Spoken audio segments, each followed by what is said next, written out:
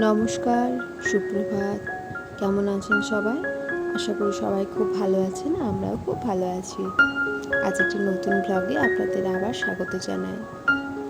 একটা পুসি ক্যাট দেখতে পাচ্ছেন? এটা হলো ঈশানের স্যারের বাড়ি। ঈশান যে স্যারের কাছে পড়তে আসেন, ওই স্যারের বাড়িতে একটা পাশের বাড়িতে আছে একটা পোষা বিড়াল, সাদা দুধের মতো। তো ও স্যারের বাড়িতে প্রায়ই খাবার খেতে আসে। সকালবেলা জানে যে ওকে বিস্কুট দিয়ে রাখবে, তো স্যার ওর জন্য বিস্কুটটা নামিয়ে রেখে দিয়েছে, আর ও গেটের মাঝখান দিয়ে এসে ও বিস্কুটটা বসে বসে খাচ্ছে। আর সেটাই আমি শুধু ক্যামেরা বন্দি করলাম। আমি এমনিতে বিড়ালকে খুব ভয় পাই, তো ওই জন্য, যেহেতু ওটা পোষা বিড়াল আর ও না খেয়ে যাবে না, তাই সেটা দেখছিলাম। আর ভালো লাগছিলো। এমনিতে আমি বিড়ালের দিকে তাকাতেও পারি না, তো বিস্কুট খাওয়াটা দেখতে আমার খুব ভালো লাগছিলো, তাই দেখছিলাম। তো এবার বাড়ি এসে গেছি, রান্নার পালা। ছেলের পছন্দ আজকে রান্না করব মাছ, পমফ্রেট মাছ। আসলে ওর বাবা তো মাছ খায় না, তাই আমার ছেলের পছন্দ মতো করার চেষ্টা করি। আর দুজন মিলে তো খাবো। আর ইলিশ মাছ যেমন আমার খুব পছন্দের, কিন্তু একার জন্য রান্না করতে খুব খারাপ লাগে, কারণ আমার ছেলে সেটা খেতে পারে না, প্রচণ্ড কাটা থাকে তো। কিন্তু বড় ইলিশটা হলে পেটের দিকটা খেয়ে নেয়, এবার বাকি মাছটা আমাকে একাই শেষ করতে হয়। সেই জন্য সবসময় চেষ্টা করি যেটা ও খেতে পারবে সেই রকম ধরনের মাছ নিয়ে আসার। ইলিশ মাছ হয় না তা নয়, করি, কিন্তু আমার সেদিনটা অনেকটা সময় দিতে হয় ওকে খাওয়ানোর সময়, পুরো মাছের কাটা বেছে দেওয়ার জন্য। তো মাছটা প্রথমে তেল, নুন, হলুদ আর লঙ্কার গুঁড়ো মাখিয়ে একটু রেখে দিলাম। আর এদিকে ডাল বসিয়ে দিয়েছি। চলুন ততক্ষণে ছাদে জামা কাপড়গুলো রোদে দিয়েছে। আজ প্রচণ্ড রোদ দিয়েছে, বৃষ্টির পরে রোদ তো, একদম চড়া রোদ দিয়েছে। ভেতরে যা কিছু ছিল সব বাইরে দিয়েছি। আর ভেজা জামা কাপড়গুলো দড়ি দিয়ে মেলেছি, আর যেগুলো শুকনো বাস্কেটে থাকে, জানেনই তো আমার বৃষ্টিতে কেমন জামা কাপড় স্যাঁতস্যাঁতে হয়ে যায়। তো বাবুর জামা কাপড়গুলো সবই আমি রোদের মধ্যে নামিয়ে দিয়েছি। আর এই বাস্কেটটাতে থাকে ওর ফুল যেগুলো জামা প্যান্ট, ফুল প্যান্ট, ফুল টি শার্ট, এগুলো। কারণ যেদিনকে একটু বৃষ্টি বৃষ্টি হয়, হালকা হালকা ঠান্ডা থাকে, সেদিনকে এগুলো ব্যবহার হয়, তাই জন্য হাতের কাছে রাখি আর কি। তো সেই জন্য ওগুলো আজকে সব রোদে দিয়েছি আমি। তো আজকে প্রচণ্ড চড়া রোদ দেখছেন তো, আর একদম গাছগুলো একদম ঝলমল করছে।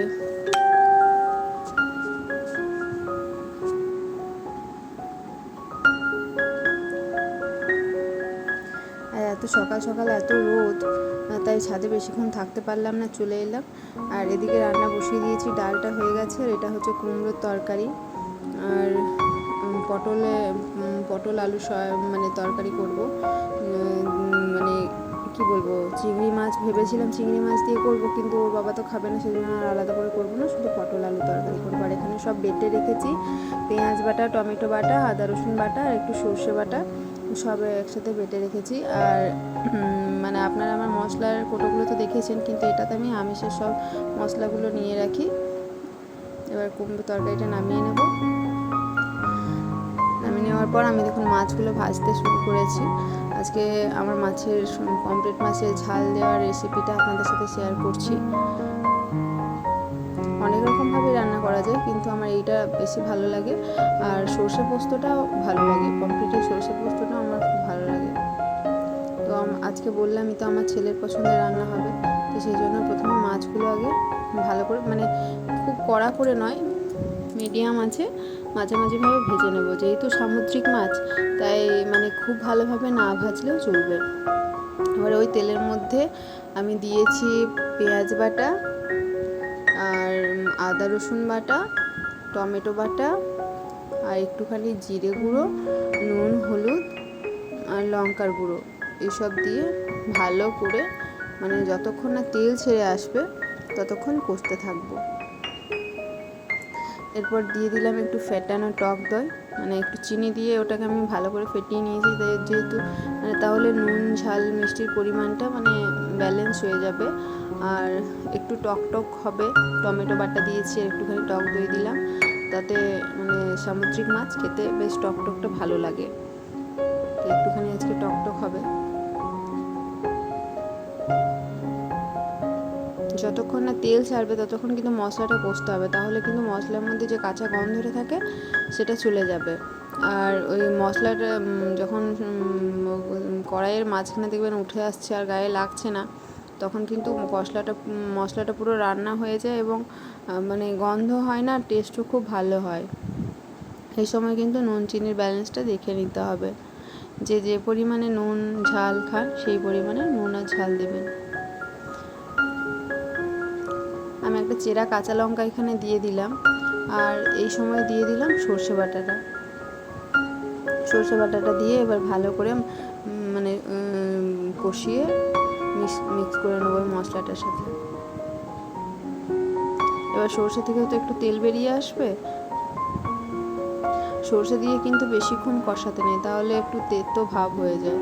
তো সর্ষে দিয়ে বেশিক্ষণ আমি মানে কষবো না, যাতে করে একটু তেলটা বেরিয়ে আসবে, আর ওর মধ্যে জল দিয়ে দেবো।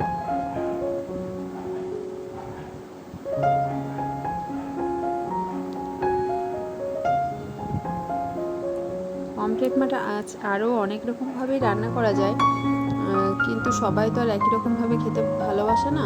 আমার এটাই বেশি ভালো লাগে, তাই আমি সচরাচর এটাই বানাই। দেখুন মশলাটা থেকে কত সুন্দর করে তেল ছেড়ে ছেড়ে আসছে। হয়ে গেছে মশলা কষানো, এর মধ্যে আমি এবার জল দিয়ে দেবো। এবার এটা ফুটে এলে এর মধ্যে আমি মাছগুলো মিশিয়ে দেবো। একটু ধনেপাতা থাকলে ভালো হতো, কিন্তু এই সিজনে ধনেপাতা পাওয়া খুবই মুশকিল। তার মধ্যে এত বৃষ্টি হয়েছে, সব তো গলে পচে গেছে। ধনেপাতা পাওয়া খুব মুশকিল। ধনেপাতা থাকলে শীতকালে ওই জন্য এসব মাছ খেতে খুব ভালো লাগে। শীতকালে সব কিছুই পাওয়া যায়, কিন্তু আমি মাছে ধনেপাতা না থাকলেও আমি কসুরি মেথি দিয়ে দিই একটুখানি, যাতে ফ্লেভারটা খুব ভালো আসে। কিন্তু আজকে পমফ্রেট মাছগুলো দিলাম না কসুরি মেথিটা, কারণ মাছের গন্ধটা তাহলে চলে যাবে। ওই ঝোলের মধ্যে যে মাছের গন্ধটা মিশবে সেটাই বেশি ভালো লাগে। এরপর আমি মাছগুলো জলের মধ্যে মিশিয়ে দিলাম।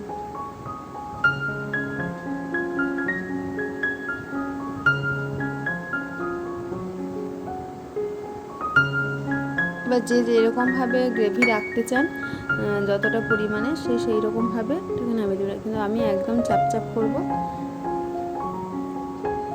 যেহেতু আমার বেশি গ্রেভির দরকার নেই, দুজন আছি, আর ঝাল ঝাল বেশ ভালো লাগবে। আর এটা হচ্ছে আমার ফেভারিট ফ্রুটস, মানে আমার ফলের মধ্যে সবথেকে প্রিয় হলো আতা। যখন নিয়ে আসে আমি এক এক দিনে 2টো করে খাই। আর খাওয়ার পর এখন সন্ধেবেলা ছেলেকে জলখাবার খাইয়ে পড়তে বসাবো, তো আজকে ওকে চিড়ে দিয়ে দেবো জলখাবারে। ওই কর্নফ্লেক্স আমি ওকে বাইরের জিনিস থেকে যতটা পারি দূরে রাখি। ওই মুড়ি ভাত চিড়ে রুটি এইসব দিয়ে রাখি। গুড় দেবো, চিড়ে গুড়, আর তার মধ্যে দিয়ে দেবো দুধ, ভালো করে মাখিয়ে দিলেও খেয়ে নেবে। আজকে সন্ধ্যের জলখাবারটা ওর এইসব দিয়েই হয়ে যাবে। আর কলা দেবো, এটা আমারও ছোটোবেলায় খুব ফেভারিট খাবার ছিল। এখন যদিও খাওয়া হয় না অতটা, ছেলেকে খাওয়ায়। তো চিড়ে কলা দুধ গুড় এ দিয়েও খাইয়ে দেবো। আর আজকে সবজির বাজার নিয়ে এসেছে বাড়িতে। আলু পেঁয়াজটা মাস্ট, আলু পেঁয়াজ না থাকলে মানে কি বলবো, মনে হয় যে সবজি যদি ঘরে না থাকে মনে হয় যেন বাড়িতে কিচ্ছু নেই। আমার তো পুরো খালি লাগে। আলু আর পেঁয়াজের ঝুড়ি বিশেষ করে যদি ফাঁকা হয়ে যায়, তো আমার মনে হয় যেন বাড়িতে কোনো কিছুই নেই। আর আলু আর পেঁয়াজের এখন যা দাম বেড়েছে, মানে প্রচুর পরিমাণে। আলু তো বোধ হয় এখানে 35 টাকা কিলো, আর পেঁয়াজ 60 টাকা। তো আপনাদের ওখানে কেমন কি দাম আমাকে একটু জানাবেন।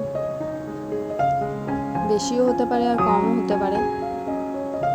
তো এখন আলু পেঁয়াজগুলো আমি ওইগুলো সব ফ্রিজে ঠিকঠাক করে সবজির জায়গায় এগুলো রেখে নেবো।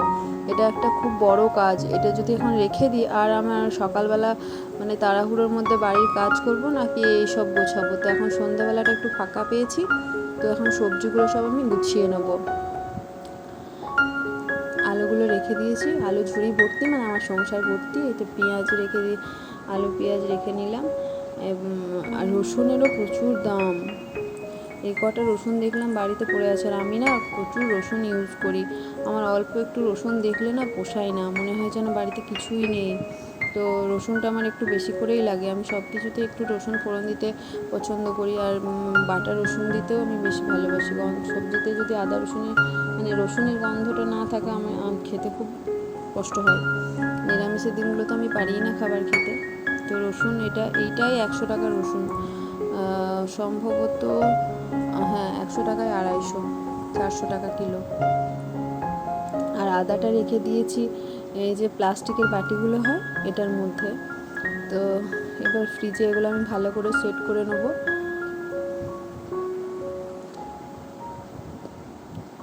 আর এগুলো আমি একটা নিজে হ্যান্ডব্যাগ বানিয়েছি। এই যে কেক নিয়ে আসে যে ব্যাগগুলো, সেগুলো দিয়ে ছোট ছোট করে বানিয়েছি। দেখুন ঝিঙেটা কতদিন থেকে ওটার মধ্যে রেখেছি, কিন্তু একটুও শুকায়নি, কারণ এটা জলটা সোক করে নেয়। আর কি বলবো, মানে কোনো জিনিসকে নষ্ট হতে দেয় না এই ব্যাগগুলো, বেশ ভালো। আমি ওই যে কেক নিয়ে আসার পর ব্যাগগুলো ফেলে দিতাম, আমি জানতাম না, কিন্তু আমি আমার মার কাছ থেকে শিখেছি। কী সুন্দর মা ছোটো ছোটো প্যাকেটের মতো বানিয়েছে, যার মধ্যে সবজি রেখে দেবেন। এটার মধ্যে পটলগুলো রাখলাম অনেক দিন পর্যন্ত, কিন্তু সতেজ থাকবে আর নষ্ট হবে না। তো তাই জন্য একটু কষ্ট করে হলেও সময় সাপেক্ষ, কিন্তু একদিন করে নিলে অনেক দিন পর্যন্ত ব্যবহার করা যায়। আর সত্যি কথা প্লাস্টিকের মধ্যে রাখতাম, কিন্তু একদিন ব্যবহার করার পর কেমন জল ভেতরে ঢুকে যেত এবং প্লাস্টিকগুলো কেমন যেন হয়ে যেত। তো পেঁপে, বাঁধাকপি, ঝিঙে, পটল, বেগুন, কবে কি রান্না করবো জানি না, কিন্তু আজকে সবজিটা এনে রাখলাম, কারণ সকাল সকাল রান্না করি তো হাতের কাছে সবজি আনতে যায়। কুমড়ো সবজি আনতে যাওয়াটা আমার খুব সমস্যা হয়ে যায়। বাজারটা সামনে হলে কী হবে, কিন্তু যাওয়ার জন্য তো সময় লাগবে। এটাতে রাখলাম করলা আর শসা, মূলো, এগুলো সব ঠিকঠাক করে যে যার যার মতো জায়গায় রেখে দেবো, যেন হাতের কাছে হাতের নাগালের মধ্যেই থাকে। আর এটাতে রেখেছি লঙ্কা আর ক্যাপসিকাম দুটো। আর ফলের মধ্যে একটু নিয়ে এসেছি অ্যাপেল, কারণ আমি তো এখন আতার সিজন চলছে, আতাটা আমার বেশি পছন্দের, আমি আতাটা খাই। আর আমার ছেলের আবার ওসব রুচি হয় না, তো তাই জন্য ওর পছন্দের ফল আপেল, তো ওর জন্য একটু আপেল নিয়ে আসলাম। আর কলা, যেহেতু 2 দিন ধরে বৃষ্টি হয়েছে, তো কলার অবস্থা খুব খারাপ হয়ে গেছে। এই 1 ডজন কলা আমার 2 দিনও যাবে না। আমার ছেলে এখনই মানে সঙ্গে সঙ্গে 3-4টে করে খেয়ে নেবে।